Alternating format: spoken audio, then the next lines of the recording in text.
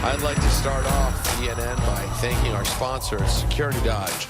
Go see Michelle Scalisi. Come get some! Yeah!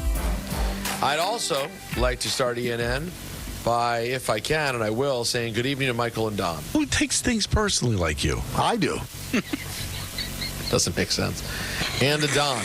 Oh, yeah! 3, 1. And to myself. I didn't listen to anything you just said. And to Richard. Oh, yeah. Oh, yeah. That was a big call from Richard yesterday. Oh, yeah. We found out a lot.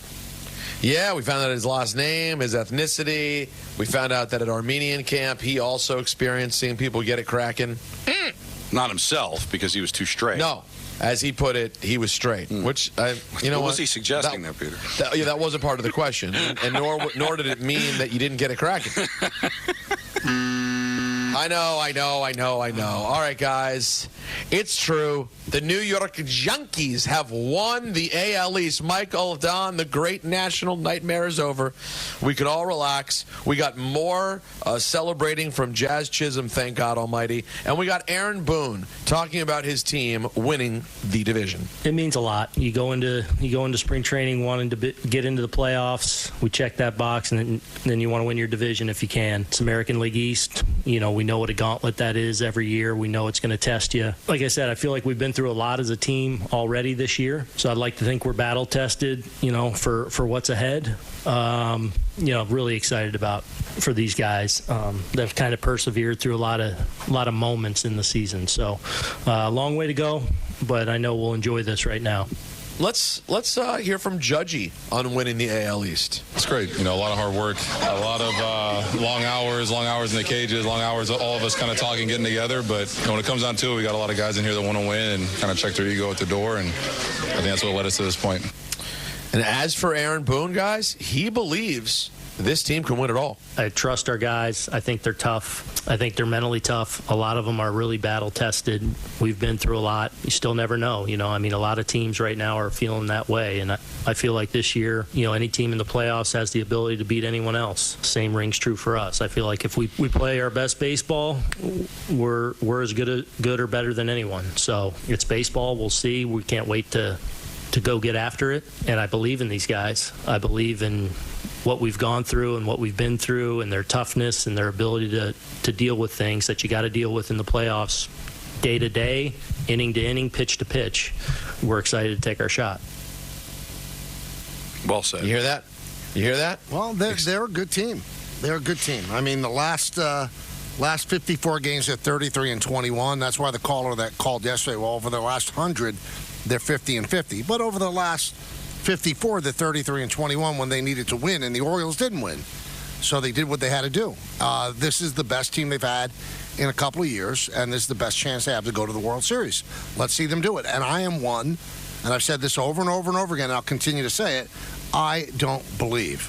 I'm sorry, I don't believe in the randomness of the way they say it. Now, I don't believe in crapshoot. There's an element of crapshoot. The best team wins, for the most part. The team that's best built for a short series will win. So I think that a lot of these analytic teams they're built for 162. And I think they mean that over 162, the numbers do favor the team that's best built for that long haul. But in a best of 5, that does not work. That's what they mean by crapshoot. So they're not building for the short term. They're building to get in. And then after that, the short term becomes a little bit more of a random variance. And I also think crapshoot and random variance, which I thought was very well played by you, Michael. Thank you. Is that they don't believe in things that I think we all believe in that lead to winning. Like the boogeyman. And that is like handling the pressure of the postseason, knowing how to win. Astros seem to know how to win. Like those Yankee teams back in the day, Michael, yeah, they were the best team in baseball. History will prove that, but they limped into the playoffs in 2000. They won 87 games in 2000, but they had a pedigree. They knew how to win, and they found ways to get it done. And those are things you can't put a numerical value on.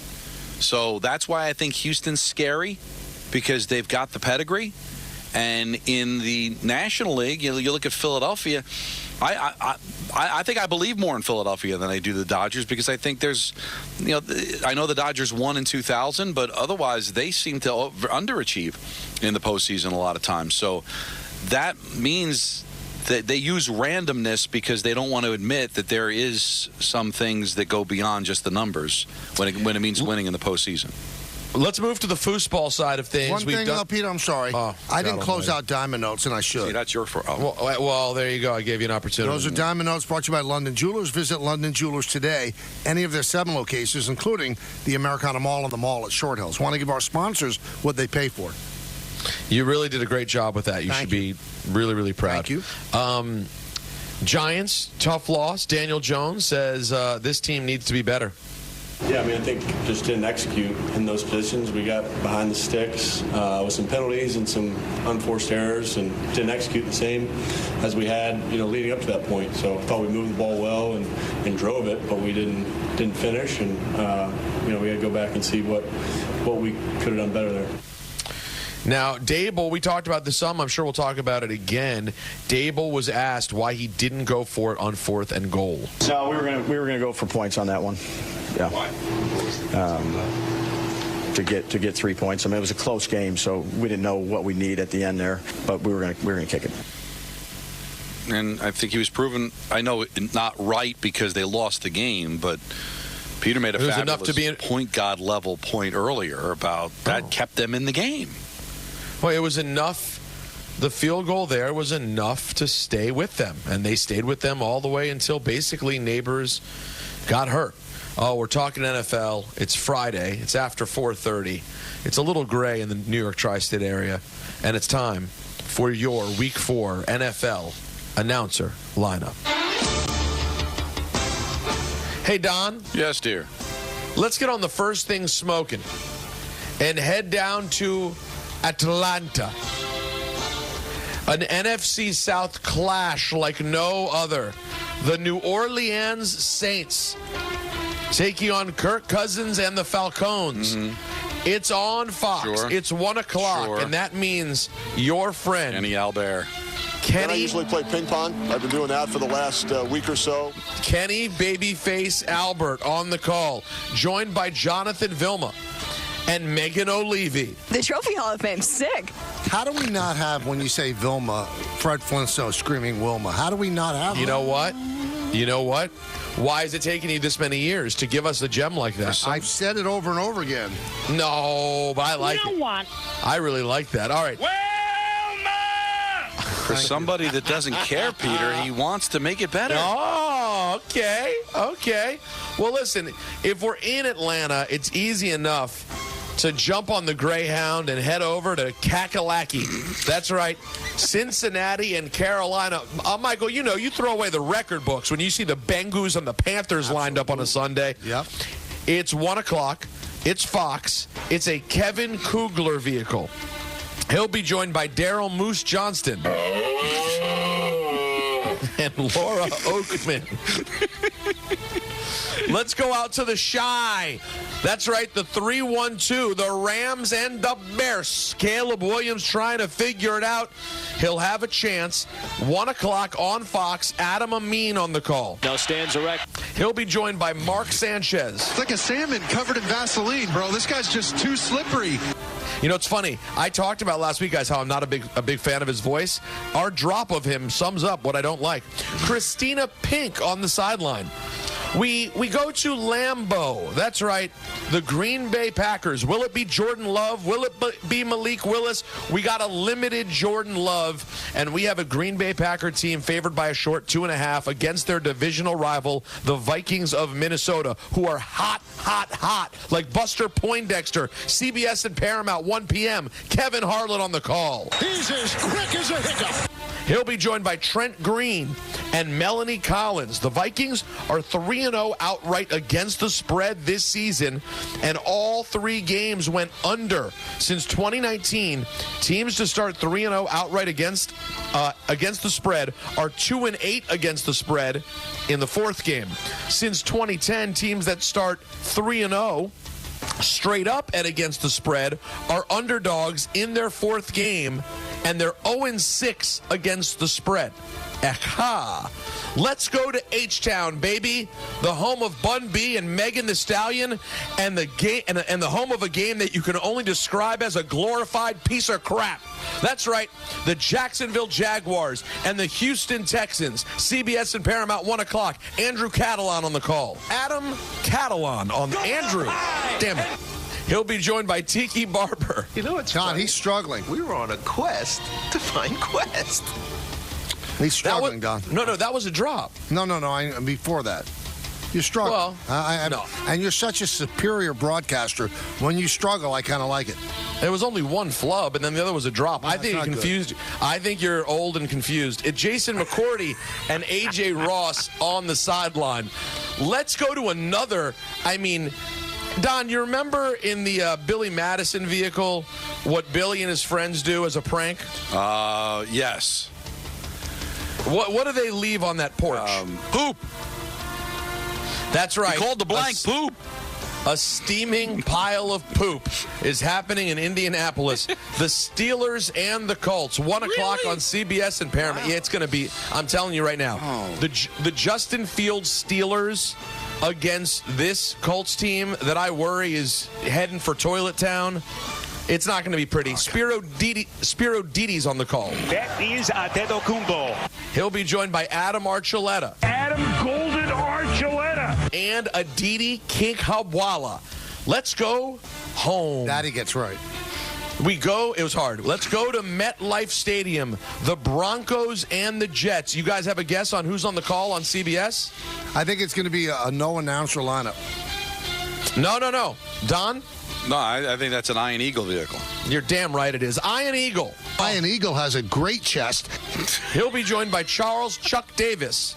I said he has a great chest. And Evan Washburn. The lobby is bustling. There is an energy here. The Jets are 1-7 against the spread on long rest under Saleh. Guys, can I tell you, that's not a great stat for a head coach. Let's take a trip down to warm and cozy Tampa Bay. That's right, Tampa Bay. The Eagles and the Bucs in a playoff rematch. 1 o'clock on Fox. Kevin Burkhardt on the call. Keith, these are definitely not pumpkins. He'll be joined by Tom Brady. Make it quick. Aaron Andrews. All right, old man, I can joke with you about that. And the great Tom Rinaldi. That he was actually ready to come out and play. That he's, pardon me, Let's go to Arizona. I'll be dialed in, guys. I'm going to be on the West Coast. So I'm going to be taking in a 405, Don, at 105, like it's intended to be done. Michael, I'll know you've done that. It is fabulous. It's weird, though. It's weird. Well, the thing I was on the West Coast. It's weird. Well, here's the thing that works out so beautifully, guys. I'm going to L.A. because I have a work thing to do on Sunday morning. But guess what? The old commies don't play till 4:05, 1 o'clock L.A. time. I'm there, and I'll be watching the great Chris Myers. Hi, I'm Chris Myers. He'll be joined by Mark Schlereth. I literally empty my bladder completely on the bench. And Jen Hale. You must be getting paid an awful lot of money to get up in the morning on the West Coast. Just saying. It's a good day. Yeah, it's a good day for your guy. I had a lot of work to do. It was leg work. It was a multi-front process, but it's a good day. Let's go to San Francisco. The New England Patriots and the 49ers. I got to tell you guys, I don't know why. This feels like such a random... I feel like I never see the Patriots and the 49ers play, but it's happening. 4:05 on Sunday. Joe Davis on the call. Oh, my gosh! He'll be joined by Greg Olson. Did I do a good job shaving? Perfect. Thanks. I didn't brush my hair. She told me it didn't matter. It doesn't matter. Thanks. And Pam Oliver on the sideline. Hey, now. Speaking of the West Coast, we'll stay in L.A. Chiefs, Chargers. Chiefs favored by 7 points. Obviously, we know Justin Herbert's been struggling with that high ankle sprain. This is a 425er, which means it's a Jim Nantz Hello Friends vehicle. Hello, Friends. Tony Romo. Never touched him. That's a catch. And Tracy Wolfson on CBS and Paramount Plus. Also in the 425 slot, we go to Las Vegas. Michael, you throw out the record books when you see the Browns and the Raiders. Oh, my God. There's nothing like Watson in Vegas. CBS and Paramount 425. Beth Mowens on the call. She'll be joined by Jay Feely, Ross Tucker, and Tiffany Blackman, which takes us to the Sunday Nighter, which, guys, hey, Don, do you see that? Do you see who I see down there? Who's that? I'll tell you who it is. It's Suzanne Summers, 1977. That's right. Oh, that's the Baltimore Ravens and the Buffalo Bulls. Oh, that's dead sexy, baby. The Bills and the Ravines in Baltimore, 8:20 on Peacock. Mike Tirico on the call. They still seem to resonate. There are 3 teams. He'll be joined by just on Peacock? It's not on NBC? It's also on NBC. Oh, my God. Let's relax ourselves. Peacock is a broader brand there, Michael. Oh, yeah. He'll be Tirico's joined by, of course, the great, and I think with a new contract, Chris Collinsworth. I feel great. And Melissa Stark. Lamar Jackson is 14-7 against the spread in primetime and 6-1 against the spread in his last 7 starts. His only loss, week 1 this season. Josh Allen on the other side, 18-10-1 against the spread in his career as a dog. Monday Night Football, guys, it's another doubleheader. And when you see teams like Tennessee, Miami, Seattle, Detroit, you go, oh, all these teams are so sexy. We need a doubleheader, and that's what you get. ESPN at 7:30. Chris Fowler on the call.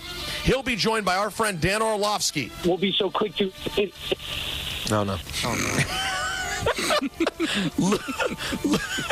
Louis Riddick and Laura Rutledge. The Dolphins are 2-7 against the spread in primetime games under Mike McDaniel. They've lost 4 straight outright and against the spread. Will Levis, another sexy stat, 0-5 outright and against the spread in his last 5 starts. Don, they had to get this game on TV.